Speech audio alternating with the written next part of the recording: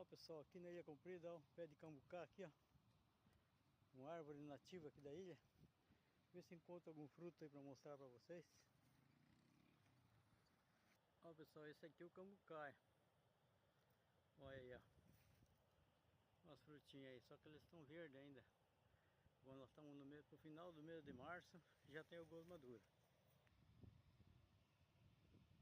Aí pessoal, encontrei uma aqui, ó. Tá madura, mas ela tá um pouco pequena ainda, mas ela tem umas maiores. O pessoal, os caiçara aqui chama de cambucá.